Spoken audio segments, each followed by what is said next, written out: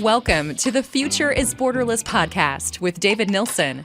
We feature top entrepreneurs and thought leaders from around the world, those who bring a global mindset and a unique perspective to their life and business. Now, let's get started with the show. Hey, David Nilsson here, and I'm the host of this show. Here I connect with business leaders from around the world who have this borderless mindset, and they can share ideas and innovation, maybe new best practices that can be applied in both life and business, ultimately helping us to lead and grow in a rapidly changing world. Now, this episode is brought to you by Doxa Talent. Doxa helps businesses to source full-time, highly dedicated workers from around the world. And as a result, the companies can scale faster, increase margin, and improve culture. To learn more about Doxa Talent, go to doxatalent.com. All right, I'm really excited about today's show. Today, we've got David Lekach, who actually started his career as a lawyer. He was a managing partner of a law firm. Then he transitioned to investment banking before starting Dreamwater, which he served as the CEO until he actually sold the company in 2018, I believe. Dreamwater is a natural, zero-calorie liquid sleep enhancer. It comes in 2.5-ounce bottles. You've probably seen it in the drugstore, maybe as you're at the airport. And it's in a format that you can take without drinking water. Today, he's consulting with and driving strategic initiatives with a handful of companies that are in industries like CPG, cannabis, travel, and even executive coaching. I should also note that he holds an MBA and a JD from the University of Miami, and he's still licensed to practice law in Florida. So total underachiever. David, it's great to have you on the podcast.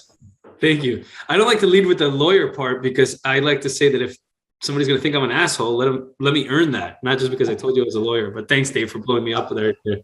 We'll call it a recovering lawyer then. So there you go. Too funny too. And by the way, I'm an extremely loyal Delta Airlines customer. Have been my whole life. In fact, they just sent me this beautiful box because I reached 2 million miles with them, which just means I travel way too much. But I had this high five. I had this concoction that I had created, which I called my sleepy cocktail.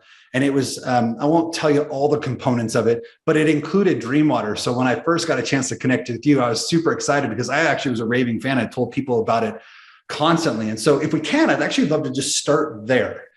Where did you come up with the Dreamwater concept? Well, as you noted, I was actually doing some investment banking in 08, 09. When people used to say, what do you do? I say, I have a front row seat to the end of the world. It was, my second financial crisis in my adult life. The first one was I graduated from the University of Michigan Business School in 02, and the whole dot-com bubble had burst. And then the financial crisis in 08, 09. And, we just came out of, whatever this was. And I met my co-founder, Vincent, because he came into the office looking to raise some money, like so many people would. The issue was in placing it. I took home this 8-ounce sort of poorly packaged concoction that was called Dreamwater, and it worked on me. And the sleep aids don't work on me. So I was floored. And I remember waking up at 6 a.m. after a full night of sleep. I probably got to bed by like 9:30, which had never happened to me. Falling asleep before midnight in my late 20s, early 30s, and I woke up feeling like, oh my God, did I just discover the anti-Red Bull? And then I guess that little fucked up entrepreneurial gene jumps in and says, but this has to exist, right? Like, it's so logical that there's all these things that energize you especially in the liquid space, right? And 5-Hour Energy was kind of getting going at that point. And obviously Red Bull and things like that. So I was like, well, this has to exist. And when I didn't find it literally anywhere online, I was in Manhattan. So walking in and out of every bodega that I could, I was like, man, let's go do this. And that's how Dreamwater got started. That's awesome. At what point? So you guys obviously then must have partnered together, because it sounds like he had sort of, come up with the concept, was really struggling with where to go next steps, right? It was more how do you launch? And I had to grapple with that too, because America, the United States, is such a big territory. Yeah. The markets are all different. I mean, you're in Idaho and I'm in Miami, Florida. We're both American, but totally different markets, right? So, and the direct-to-consumer world was not as evolved as it is today. Back in 09, 2010 really was my first year in market. So it was just a totally different, sort of world and panorama. And it was, how do you take this idea to market? Where, why, how, and that was a fun part of getting started in this whole thing. Yeah. So how did you, at what point did you know you had a product market fit, right? So you took it home, you drank it, it worked for you, but like, just because you think it's a great idea doesn't mean like, that everyone else will. So like, what was the signal that told you, I need to scale, like it's time to go? It was probably even earlier than that. Vincent had won a Syracuse business plan competition, even though he didn't go to Syracuse, his brother did. And that gave him the initial seed capital to make an initial production run of Dreamwater. So it was all these 8-ounce bottles, the one that he handed me. And I had the same feeling as you, right, Dave, where I was like, but I'm a case study of one. So he probably gave me like 100 to 200 bottles, and I gave it out to as many people as I could. And I want to say I had almost 100%, if not 100%, amazingly positive response rates. And most of the time it was like, how do I get more?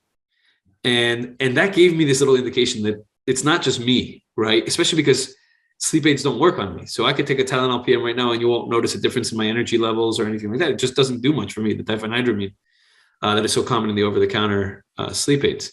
And so that gave me, a lot of momentum right out the gate, in terms of internal momentum to really want to go after this. And for what it's worth, I did look at almost the entirety of the journey, but especially the beginning of Dreamwater, all as like a case study, like a real world.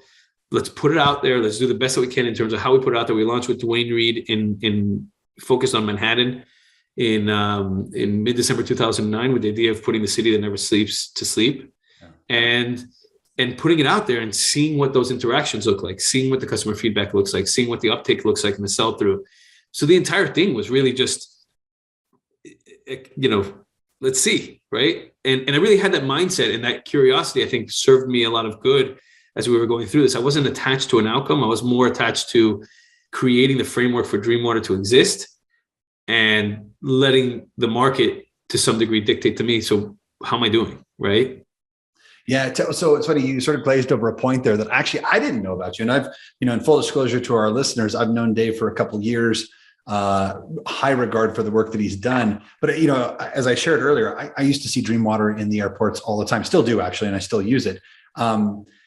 But that wasn't the initial distribution strategy. You talked about Dwayne Reed here. I read as I was preparing for this about your launch in Manhattan. So can you just tell a little bit more about that and how you guys came up with it? And then what did you learn from it? I think that I'll start with the learning point. It was that we were very good at opening the door. And I was very clear that our goal was to open the door and let Dreamwater itself do the selling. Because one of the things that we were faced with a lot was, debating whether or not we should do clinical studies and things like that, or whatever. There's a lot of legal reasons to do it. There's a lot of marketing reasons to do it and what have you. But I always ultimately said no to that, because what I cared about most, again, Johnson & Johnson with Tylenol PM can trot out whatever they want in terms of studies on diphenhydramine and how it works for me, but there's no perfect sleep aid. So what I really wanted to do was make sure that I got it into people's hands first and foremost, right? That was always my goal. And putting it out in people's hands. And you found it, by the way, because Seattle Tacoma was a huge market for us in terms of airport travel retail, because there's so much, let's say, red-eye flights or distance flights from there, LAX. We would crush it with Hudson News and that type of retailer in the airports because of those reasons. But when we looked at the market and we, a couple of the people that I brought in, it was a team of 4 of us total that I brought in. It was my younger brother, Joseph, and then Vincent and another friend of mine, Adam. We had all had roots, or certainly 3 out of the 4 of us had roots in and out of Manhattan. And then we really looked at this and I said to myself, but why am I going to putz around on the periphery? In other words, I'm from Miami. It would have been the easiest thing in the world to launch in Miami. But again, the thesis, it was all a thesis. Like, do we have something or not? And up until the launch time, I would only talk to you about what Dreamwater was if you signed an NDA. And then you'd say to me, what am I signing an NDA for? I said, you have to sign the NDA and then I'll tell you. I was a stupid 29-year-old, and all that stuff. So, but in my mind, I was like, once I come into market, there's no more NDAs. There's no more secrecy around this, because it was so unique and novel and it just didn't exist that I said, you know what, if we're going to go, let's go into New York. And once we decided New York, I also had this sort of mindset around, fish where the fish are. So if I told you, go get me a single can of Coke, you'd probably in your mind think 7-Eleven or a local convenience store, right? If I said to you, go get me a a sleep aid or a headache medicine or whatever, your default will tend to be a drugstore. So Walgreens, CVS, Rite Aid, whatever. And so when I thought about New York as a geography, again, America's huge.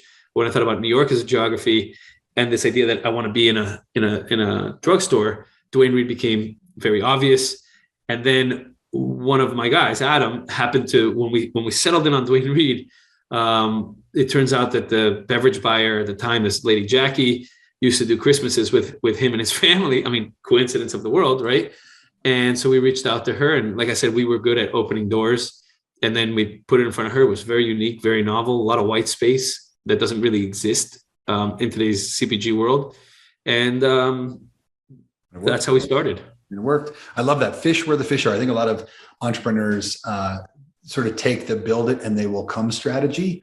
I love that you went to go find out, you went out and sought out the places where people are going to instantly be, that would be drawn to that. Talk to me a little bit about, with business. I love that, we always share the positive stuff, like everything that was going well, but I'm just curious if there's any times in your journey there at Dreamwater where you guys were on the ropes, or were you really up against something challenging, and sort of what that looked like? Yeah, like every day. I don't know, David, are most days awesome for you, like as a, in your role, like, well, the reason I asked the question, because I remember when I started my first, real entrepreneurial venture, Guidant Financial, we were in the real estate and business environment in '08. And I remember '08, we had to make some really tough decisions because the market, real estate had imploded, small business finance had dried up, the stock market was crashing, unemployment, like there were so many issues happening during that time that, that was a time when I felt really against the ropes. And so I'm wondering if there's something similar for you. Yeah, I think, I was being, a bit jokey about it, but I think, most days sucked, if I could just be blunt about it. And I don't mean suck like I walked around depressed, whatever. It's just like they were either mundane or, it always felt like we were taking a step forward and two steps back, a lot of that. And I think that one of the things that we have to worry about as entrepreneurs is, as the leaders of our organizations, is that it's incumbent upon us to exude strength, confidence, a vision. And there's a whole other conversation around how do we draw that for ourselves and how do we, communicate that outwardly. But we definitely had major hiccups along the road. I would say the first, 3+ years, as much of a grind as it was fun as hell, man. When I look back at it, we talk about culture a lot in EO, Entrepreneurs Organization, and all that, but none of it was designed for me. None of it was thought about. None of it came because I went to a class and heard about culture. It just was. I was being me.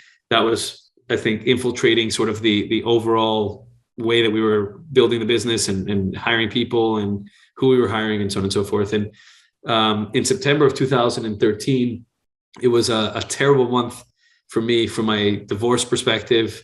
I don't remember all the details. A lot of that sucked, but I don't remember. I just remember that month being terrible. And I had my highest highs and lowest lows with Walmart, who was my key customer, about 30% of my business at that point.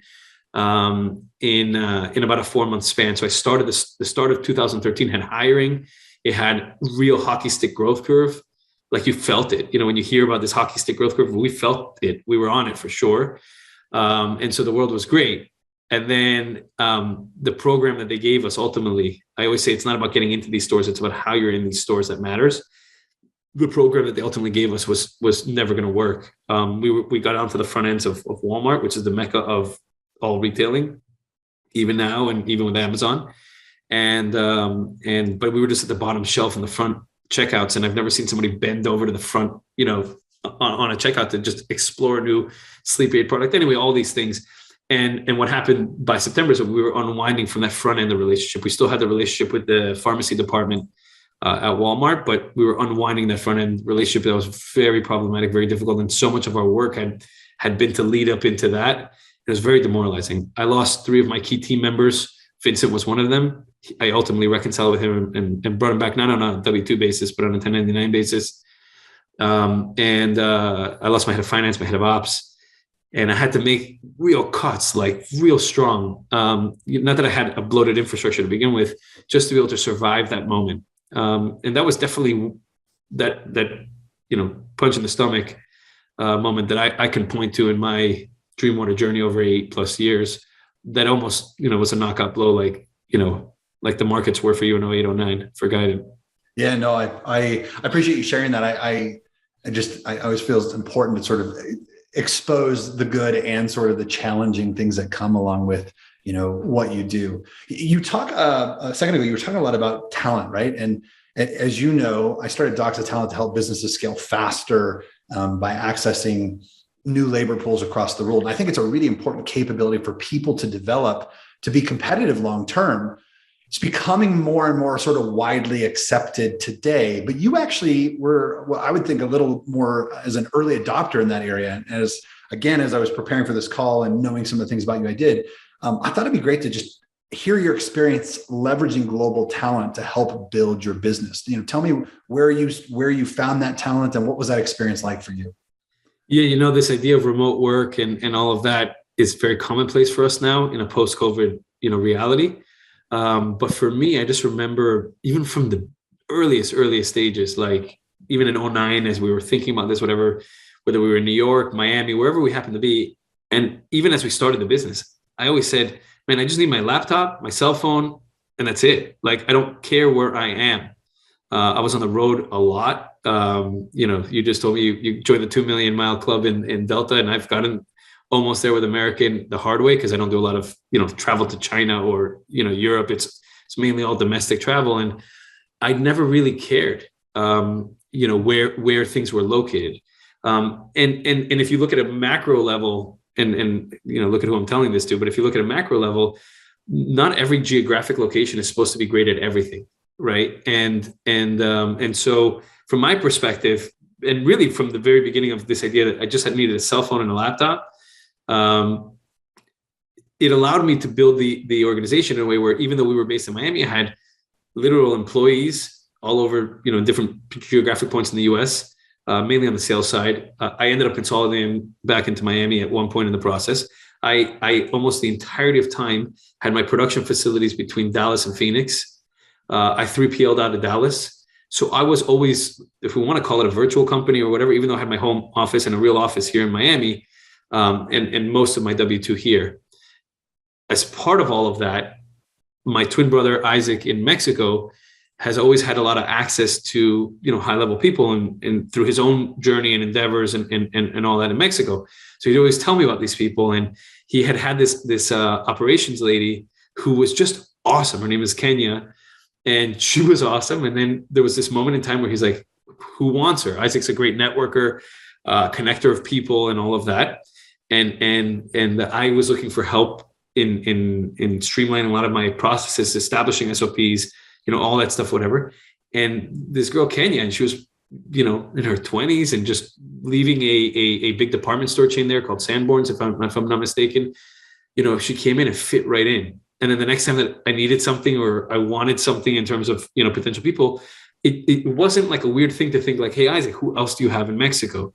Because what I was finding was Kenya was a super high level talent, but I was paying her less than I was paying my office worker, literally like my office admin, to do almost nothing, right? Like just to be around and organize the office, whatever. So that dichotomy in my mind was like, that doesn't make a lot of sense, but you know what? I'm going to go get the best people that I can. And this idea of remote work, which wasn't as ingrained as it is today, I was like, great. And Isaac has an office in Mexico. So when I hire them, I could just be like, great, go to that office in Mexico. And not that they always went to the office in Mexico, but I ended up building a lot of my tech team out there. And obviously Kenya, she remained with me, past me selling in Dreamwater. And, it was always a great talent pool for me, but not because of the price was a gravy. It was, I was finding really good talent there. Yeah. And then I'd fraction the cost. Right. So.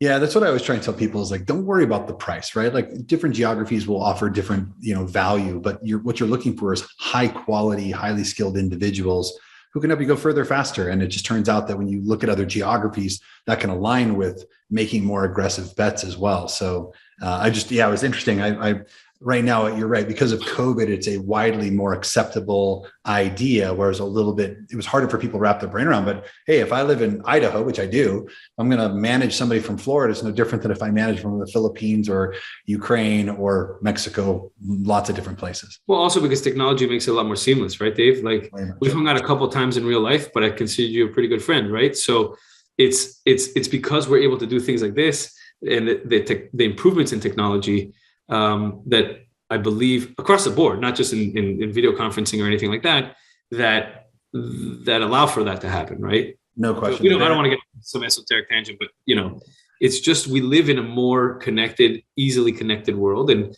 it doesn't. Again, if I didn't care where we were in 2010, let me be clear: in 2010, we didn't have Instagram, we didn't have Facebook as a lead gen, entity the way it is today. There was no Shopify, if I'm not mistaken. Like there wasn't a lot of stuff out there. But look at the advancements, and one decade later, this is just normal. Yeah. The barriers have come down significantly for that sort of digital communication. We were all forced into it anyway. So, hey, let's talk about the exit. So we've kind of gone through the journey, but so many entrepreneurs, I think their identity is tied to the business that they have. And, you chose to sell Dreamwater, which as I know is a very successful exit. Walk me through the emotional side of selling. What was that? When you started the process, it's probably really exciting, but like you signed the paperwork, deal is done, money's in the bank. Like what happened after that? Like how did you sort of reconcile that? Oh, today's a different day.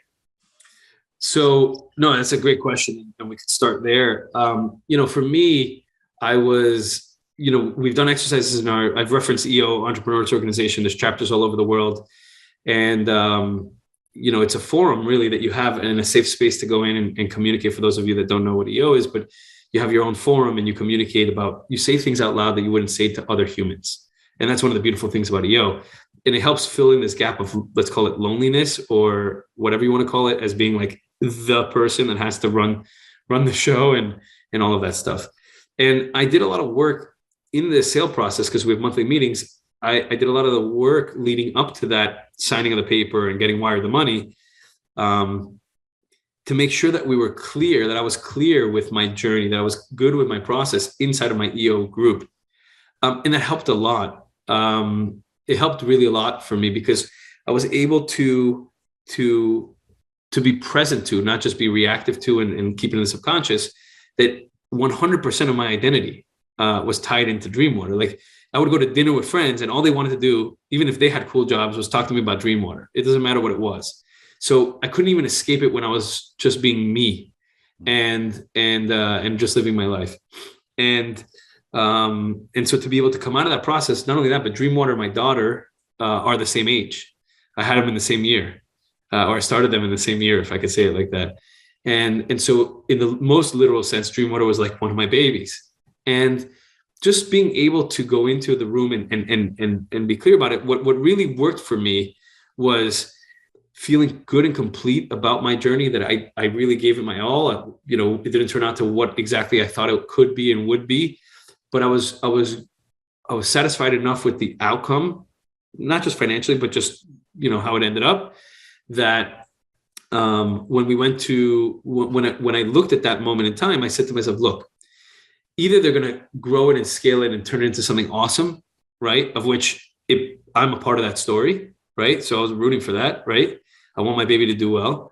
Or they're either going to keep it in neutral or sink it, in which case it'll be like, I was able to do more with less resources, because the company that bought me post-closing had over $60 million in their bank account with no debt. I mean, they imploded over the next couple of years very, very quickly. But, I just look at, with huge teams and things and whatever, and it hasn't continued to scale like crazy, which would have been my preference. But I was very complete with both outcomes, because that was it. That was the entire, in my mind, potential outcome. Either they're going to kill it or it's going to stay flat and decrease. And either way, I felt good about it for myself, my own selfish interests. Yeah, that's good. I'm curious. I'm coming away from that experience. I remember I started Guidant Financial, and I felt like we were figuring it out as we went, right? Like I was a new entrepreneur, sort of learning as we go. Started Doxa Talents. I felt like I was way better prepared that time around to really lead an organization. Just curious, like if you were to start a business today, what would you do differently than maybe what you did when you first started Dreamwater? I think it's too open-ended of a question, because I think it depends on the nature of the business. I stepped out of Dreamwater, and we had started with my family a cannabis business that I've nurtured all along the way. and mainly in a problem solver role, right? Kickstarting it, and then mainly in a problem solver role, in a really nice, not nice, I shouldn't say that, in a really complex, crazy, challenging environment called cannabis. Starting it in like 2014, at least really looking at it in 2014, when, we had to have debates around how do we tell my mom that we're doing this? Like literally, me and my brothers would have debates, like, how do we tell our mom that we're doing this cannabis thing? Because it's none of us are really stoners or anything like that. It's not like a logical, next step. Acceptance into the extended family and community and whatever. That was also a little bit tricky. It just really depends on what I think that, not to punt the question, but just it depends on what that opportunity is. I feel like, from what I know about, Doxa is, you were already doing a lot of that stuff, right? You were using it for yourself. You were already in that mindset. You were already thinking about those things and doing those things for you. You just had this epiphany that there's a lot of me's out there that could benefit from the 2+ years of learning. I've heard your story. I've heard you speak, like the 2+ years of learning that it took you, and all the pain that it took you to get to somewhere where the model that I believe that you have at Doxa, was working inside a guidance, right? So I have a feeling that just specific to that opportunity, you were just better prepared because you went through it already. Yeah. You just had this epiphany to say, let me make it into business and help others. I don't want to put words in your mouth, right? But no, that's okay. But what I'm learning is a few things. One is you're really good at deflecting questions and turning it back on other people. Second thing, though, I want to answer it, but like, it just feels too open-ended. Yeah, that's fair. I love, though, that you were concerned about mom's feelings in the new business venture. I think that's awesome. But I think my favorite part is it tells me a little bit something about your personality when you start by saying this nice industry, and then you said, well, actually, it's crazy, it's challenging, and it's exciting. And that the first word that came to mind for you was nice. With other people would be like, that is overwhelming, it's insanity. So I love that. Tell me, I love complicated, complex situations. One of the things I've learned about myself post-exit, especially, but even during the Dreamwater journey, is I gravitate to complicated, difficult, because I get so much, I don't know what the word is, but I get so much out of trying to just tackle these crazy challenges. I mean, even look at Dreamwater, like the idea of a liquid sleep aid, a mainstream simple water that helps you relax and fall asleep had never existed before, right? Cannabis is still a new frontier with so many challenges that you have to overcome. But imagine doing that even earlier than us, right? And we stepped in at a pretty early stage. I love the challenge. It geeks me up more than anything, more than money, more than anything else. I feel like that's a characteristic that is fairly common with entrepreneurs. Whether they're good at it or not makes, I can't really judge, but I think a lot of entrepreneurs are energized by that excitement, the change, the challenge, all that. And then when it comes to actually the maintenance level of business, we sort of disconnect. It's like, let somebody else do that, right? So I get it. Tell me about what you're working on right now. What are you most excited about today? Yeah, lately I've been the learning and social chair for my EO chapter here in South Florida for the last couple of years. It's given me a lot of exposure to a whole host of entrepreneurs that I otherwise probably wouldn't have met or not built the relationships that I have, within that. And I started to realize, there's been a whole cottage industry of maybe it's not a cottage industry, but a whole industry around coaching. And I like this idea of even LeBron James has a coach, right? So I don't care how good you are at what you do, having that person to guide, create accountability, see the things that you don't see, help you with strategy and vision, and all those things matter. And I see that there's a lot of people out there, including a lot of my friends, in EO and out of EO, that have been very successful at it. But what I think I'm seeing is a gap between people that can give you homework as the entrepreneur, as the one sitting in that chair, and people who can actually help you get that done, whatever that is. A lot of times you don't even know what you have to do, right?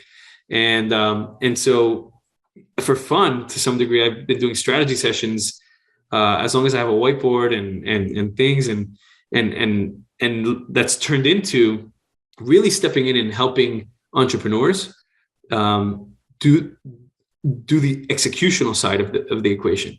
As much as I'll bitch about the work part of it, like the mundaneness of legal and financial and accounting and all that stuff, whatever, I'm pretty good at it. and I can see things in a very clear way. And when I meet these really amazing, interesting people, I'm just so inclined to be like, but come here, let me help you. And I'm at the earlier stages of figuring that out for myself and what that looks like and how to monetize it. I welcome any feedback from you or the audience or anybody out there. But I'm at the earlier stages of figuring it out. But I have some very dynamic entrepreneurs with some very cool companies that I'm now kind of a team member for. Again, I'm still trying to figure out how to regulate my own time because I'm not good at charging for my time. I'm not used to charging, even if, with a legal background or whatever, I'm not used to time-based, reward, financial reward. But I'm finding my way because, again, I first and foremost get geeked up over the challenge and the opportunity. And I gravitate toward these people doing cool shit, if I could say it like that. Well, you did say it like that. So that will keep it. So that's awesome. Well, look, we're getting close to the end. I think I want to just, ask for some perspective as a final question. I'll preface it by saying, my belief is that we're living through a fundamental transformation in the way that we work and live. I mean, a lot of it has happened with COVID. People always say like, hey, COVID sort of didn't really change much, just accelerated, brought the future closer to us. But either way, I think, in order for people to survive, it requires a borderless mindset, looking beyond the way that we have thought and the way we've learned in the past, so that we can grow and lead in a dynamically changing world. So I guess my final question is, what advice would you have for a business leader today who is struggling to adapt as fast as the world is shifting? Where do you, just to be clear, not to deflect, adapt in what sense? Like, what are you seeing is more of the challenge or issue, so I could speak to that? Well, I'll give an example. One of the big conversations I'm seeing today, that, the world is just out of nowhere. This sort of idea of centralized workforces sitting in an office all day long it just blew up. And we knew that, remote and hybrid was coming, but it is now here, and we're all having to, we're forced to look at it in real time. I'm just curious, like, top of mind, what are some of the key issues you think that leaders are going to have to figure out or work their way through in the near term? I have several thoughts that come to mind. I can tell you from an experience share perspective that once sort of I had that hiccup in 2013, at the end of 2013 with Walmart. And I started to sort of reassess, why am I showing up at this office? Why am I here doing what I'm doing? I lost Joseph as my brother as a co-founder and VP of sales. I lost Vincent as a co-founder and COO in that sort of moment and whatever. And when you start to replace it with, other people that just didn't necessarily feel the culture on the way up. Most of the team was consistent, but they didn't really feel it, when it was like awesome and great and all that stuff, whatever. I had one guy who would show up at 9 and leave at 5. And I just remember asking him, why? Do you feel like you did a good day's work today? And if you do, leave at 3. If you don't, leave at 6. It's my mindset. And I would encourage, those listening, it starts with, in my mind, my mindset, right? Like, how do I view it? And it wasn't because I'm going to outwork all of you, because that was very present. It was very real. I mean, I was usually the first one in, last one out of the office. But to me, I never understood the idea of FaceTime and being there from this hour to that hour. My mindset was always around what needs to be done today to get to tomorrow. And that was always very present to me. So this idea of this borderless workforce and all that, to me, it's more of a function of how do you think about the work that's being done, not the time that it's taking to get there. Because if you can detach yourself from the time, I don't really care how long it takes you. If you give me a contract and it took you an hour to give me a great contract, or it took you 10 hours, I personally don't give a shit. I got a great contract, right? Just by way of example, lawyers, they charge by time. Same thing here. Why should it be any different with anybody else? So obviously, certain jobs require, I'm not saying this is across the board, statement across every kind of job out there, but a lot of office jobs, if we can call it that, to me, it really was, it's about shifting that and being focused on the outcomes of the work, not the time it took to get there or the how it took to get there. I believe maybe potentially one of my roles as a manager is to help that how be as effective and efficient as possible, right? But that's it, not, oh, why'd you leave at this hour? Or why'd you show up late? Because life happens, right? At the end of the day. The other thing, for whatever it's worth, and we didn't get into this at all, but that came to mind, is I can't tell you in how many places, especially where I have older CEOs or I interact with older CEOs or leaders or what have you, is that they'll flat out say, like, I don't understand these millennials. And I'm an older millennial myself, but I don't understand these millennials or God forbid the generations below. And fundamentally, I don't know that there's anything that's different for any of us. We all have kids that ideally we want to go see their soccer games, right? We all have gym time that we want to get to and fitness things that we want to accomplish for ourselves. We all have this desire to be with our spouse and do something, not just dinner and be with them from, 7 o'clock at night to 9 o'clock at night and then go to sleep. And if you think about humans as being humans, not what their age is or anything like that, again, this fits into this borderless world, which is we all have things that motivate us, that push us, that get us to there. Some of my best thoughts, we didn't get into this, but in COVID, I became a pretty big cyclist. And some of my best thoughts, my best cracking of the codes or whatever, happen when I'm on a bike. If I have to be at a certain place at a certain hour, I lose that. And also what that does to me from a mindset perspective, right? During the course of my workday, when I start a day having biked, 25 to 50 miles, the rest of my day, and that's a small bike ride for me, just to be clear, but the rest of my day is just better, even if it's spent in bed the rest of the day. And when you look at all that, not every human's the same. Let's stop trying to label people into boxes. Let's stop trying to force our own ideologies or ways of being onto other people. And in this borderless, frictionless world that we are living in, let's let people be people in a way where we're focused on the outcomes of that, not on how we got there, and support the how in and when possible, if that makes any sense. No, I love it. In fact, it's something I recently had a conversation with another individual, and we were talking about the fact that out of nowhere, many businesses were forced to move from a management by sight to management by objective, which is completely different skill sets and a completely different sort of ideology around management. But to your point, I have this belief that we can create the life that we want, but we have to be given some autonomy and flexibility to be able to do that and still be accountable for what we need to accomplish. So I think it's awesome. Well, for those of you that are listening, we've been listening to David Lekach he's the founder of Dreamwater. But Dave, if somebody wants to connect with you or learn more about you, where can they go? Yeah, I'm on Instagram, david.lekach, Lekach. My email is david.lekach@gmail.com. They can reach out to you, Dave, and you can connect them to me directly. I'm on LinkedIn as well, David Lekach, and I make myself very available. I try to. I believe in paying it forward when it comes to entrepreneurship. And part of how to do that is you never know, 30 minutes or an hour with somebody could help a lot. And I believe that very much. And I encourage any of the viewers or listeners to reach out and let's talk and let's see what happens. Awesome. All right. Well, thanks again for being on the show. I appreciate you. Of course. You too, Dave. Thank you for listening to the Future is Borderless podcast with David Nilsson. Be sure to click subscribe to future episodes so you can hear from more top entrepreneurs and thought leaders. And we'll see you again next time.